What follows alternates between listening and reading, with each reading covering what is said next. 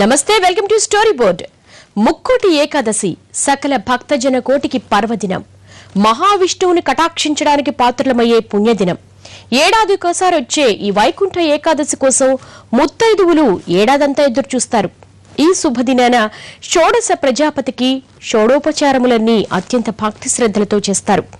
మహావిష్ణువుకు అత్యంత ప్రీతి పాత్రమైన ముక్కోటి ఏకాదశి ప్రాశస్త్యంపై ఇవాల్టి story board.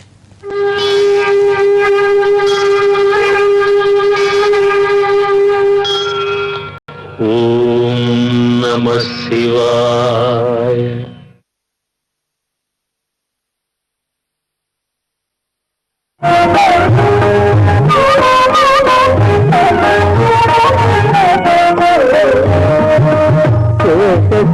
శేషశైలవాస Shri Venkatesha శయనింకుమాయ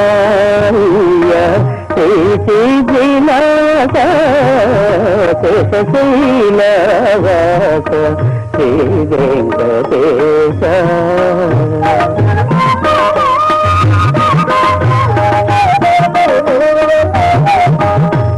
Mukkoti Ekadashi ధనుర్మాసంలో వచ్చే ఈ ఏకాదశి అత్యంత పవిత్రమైన రోజు.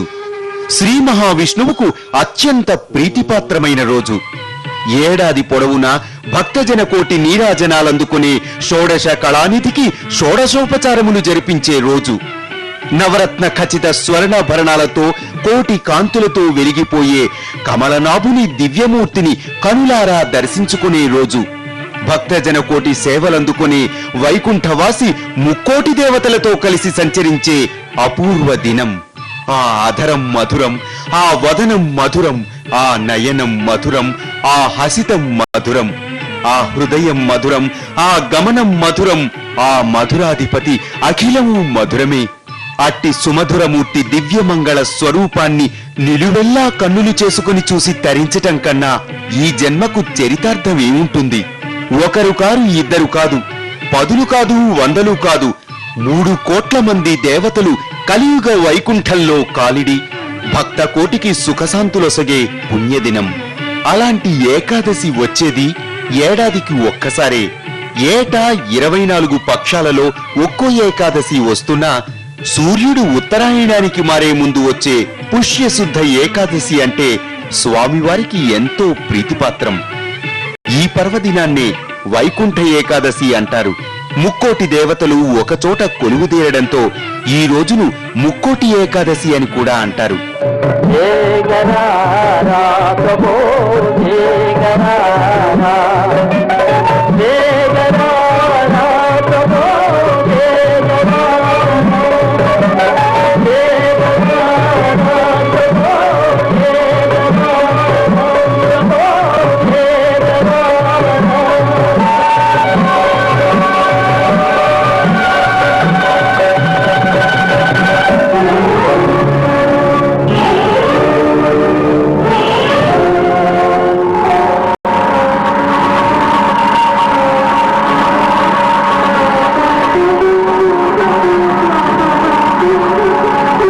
సాక్షాత్తు శ్రీ మహావిష్ణువు వైకుంఠవాసిగా కాంతులీనుతూ ఉండటం వల్ల దీన్ని వైకుంఠ ఏకాదశి అని కూడా అంటారు.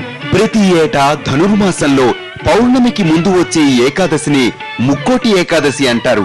సూర్యుడు ధనుర్రాశిలో ప్రవేశించాక మకర సంక్రమణం వరకు జరిగే మార్గళి మధ్యలో వచ్చే ఈ ఏకాదశి కోసం భక్తులు ఎంతో ఆతృతగా ఎదురు చూస్తారు. ఒకానొకప్పుడు బ్రహ్మాది దేవతలందరూ విష్ణుమూర్తి దగ్గరికి వెళ్ళి ఆయన దర్శనం కోసమని ఆయన్ని ప్రార్థించారట.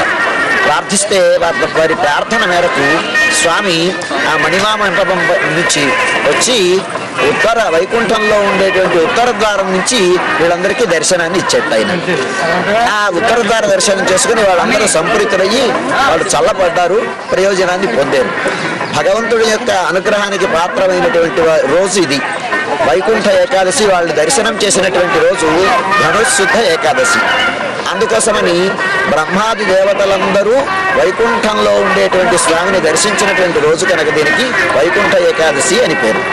ముక్కోటి దేవతలు అంటాం మనం. ఆ ముక్కోటి దేవతలు ఒక్కమారుగా స్వామిని దర్శించినటువంటి రోజు కనుక దీనికి ముక్కోటి ఏకాదశి అని పేరు. ముక్కోటి ఏకాదశి ప్రాతకాలాన్ని వైకుంఠం వాకిళ్లు తెరుచుకునే సమయానికి స్వామివారిని దర్శించుకోవాలనే అన్ని వైష్ణవాలయాలు భక్తులతో కిటకిటలాడిపోతాయి. తిరుపతి, భద్రాచలం మొదలైన పుణ్యక్షేత్రాల్లో సాధారణ దినాల్లో ఆలయ ఉత్తర ద్వారాలన్నీ మూసి ఉంచుతారు. కానీ ముక్కోటి ఏకాదశి రోజున మాత్రం ఆ ఉత్తర ద్వారాలను తెరిచి ఉంచడంతో భక్తులు సూర్యోదయానికి పూర్వమే స్నాన సంధ్యాదులు పూర్తి చేసుకుని ఆలయ ఉత్తర ద్వారం గుండా ప్రవేశించి ఆత్మ దైవ ప్రదక్షిణలు పూర్తి చేసుకుని పవిత్ర హృదయంతో స్వామివారిని దర్శించుకుంటారు. ఈ ప్రదక్షిణ క్రమాన్నే ముక్కోటి ప్రదక్షిణ అంటారు. ఈ ప్రదక్షిణ ముగిసిన తరువాత స్వామివారిని దర్శనం చేసుకుంటే సకల పాపాలు తొలగిపోతాయన్నది భక్తుల ప్రగాఢ విశ్వాసం. ఇటువంటి వైకుంఠనాథుడుకి ఈ ఏకాదశిని ఎంతో ప్రామాణికంగా, శాస్త్రబద్ధంగా, ఆగమ శాస్త్రానుసారంగా ఈ వైకుంఠ ఏకాదశిని జరపడం సనాతన సంప్రదాయం. అటువంటి సంప్రదాయంలో భాగంగా మనం ఎన్నో ఎన్నో ఎన్నో పండుగలను మనం జరుపుకుంటూ ఉంటాం. తిరుమల వెంకటేశుని సప్తగిరులు మన శరీరం లోపల ఉన్న సప్త చక్రాలకు ప్రతీకలుగా చెబుతారు. ఈ చక్రాలలో 7వదైన సహస్రదళ పద్మం మీద శ్రీ మహావిష్ణువు నారాయణునిగా శయనించి ఉన్నాడు. దివ్యయోగ పరిభాషలో భౌగోళిక ఉత్తర దక్షిణ ధ్రువాలకు ప్రతీకగా స్వామివారి తలభాగం ఉత్తరం, కాళ్లవైపు భాగం దక్షిణం దిశలలో ఉంటాయి. ఈ ఏకాదశి పర్వదినాన స్వామివారి ప్రధాన ఆలయానికి ఉన్న ఉత్తర ద్వారం తెరుస్తారు. అంటే సహస్రదళ పద్మానికి వెళ్లే దారి సునాయాసంగా తెరుచుకుంటుందని. ఈ రోజున నారాయణుడు ఉత్తర ద్వారాన్ని తెరిచి తన ద్వారపాలకులైన జయ విజయులను లోనికి అనుమతించాడని పురాణాలు చెబుతాయి. అదే రోజున భక్తులు కూడా ఆ మార్గంలో వెళ్లి స్వామివారి కృపకు పాత్రులు కాగలరని వారి విశ్వాసం. అంతేకాదు, ఇదే రోజున వైకుంఠ వాకిళ్లు కూడా తెరుచుకొని ఉంటాయన్న విశ్వాసంతో అన్ని వైష్ణవాలయాల్లో భగవద్ దర్శనార్థం వేలాది మంది భక్తులు వేచి ఉంటారు. ఈ రోజున మహావిష్ణువు గరుడ వాహనంపై 3 కోట్ల దేవతలతో భూలోకానికి దిగివచ్చి భక్తులకు దర్శనమిస్తాడని భక్తుల నమ్మకం. ఈ ఒక్క ఏకాదశి 3 కోట్ల ఏకాదశులతో సమానమైన పవిత్రతను సంతరించుకుంటుంది. అందుకే ఈ రోజు దైవ దర్శనం చేసుకుంటే పుణ్యలోకాలు ప్రాప్తిస్తాయని భక్తులు నమ్ముతారు. వైకుంఠ ఏకాదశి నాడు ద్వారాలన్నీ తెరిచి ఉంటాయి. అందుకనే ముక్కోటి ఏకాదశి అనడంలో కూడా సామాన్య దేవతలు కూడా అందులోకి ప్రవేశించడానికి వీలులేంది. అటువంటిది వారికే సుగమమైంది ఆ ఏకాదశి. మిగిలిన ఏకాదశులకి ఈ ఏకాదశికి గల తారతమ్యం ఏమిటంటే, ఒక్క క్షణం మనం ఒక్క నెల వెనక్కి వెళ్ళినట్టయితే మార్గశిర శుద్ధ ఏకాదశి నాడు గీతా జయంతి. స్వామివారు కురుక్షేత్రంలో తన విరాట్ విశ్వరూప వైభవాన్ని చూపించేటటువంటి దివ్య మంగళ తేజస్సు. అట్టి తేజస్సుని కొంతమంది మాత్రమే గ్రహించగలిగారు. ఈ ఒక్కటే కాదు, ముక్కోటి ఏకాదశి రోజునే సాగర మథనంలో హలాహలం, అమృతం రెండూ పుట్టాయన్నది పురాణ గాథ.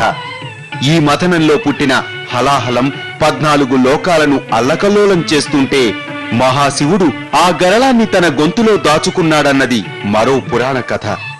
ఈ వైకుంఠ ఏకాదశి రోజు మురా అనే రాక్షసుడు బియ్యంలో దాక్కుంటాడని, అందుకే బియ్యంతో చేసిన ఏ పదార్థం తినకుండా ఉండాలన్న నియమం కూడా ఉంది. ఈ రోజున ఏకాదశి వ్రతం చేసేవారు ఉపవాసం, జాగరణ, హరినామ సంకీర్తన, పురాణ పఠనం, జపతపాదులు అత్యంత నిష్ఠాగరిష్టంగా కొనసాగిస్తారు. కొందరు మరింత పుణ్యం కోసం భగవద్గీతను పారాయణం చేస్తే మరికొందరు భగవద్గీతను దానంగా ఇస్తారు. స్టోరీ బోర్డులో షార్ట్ బ్రేక్ తీసుకున్నాం.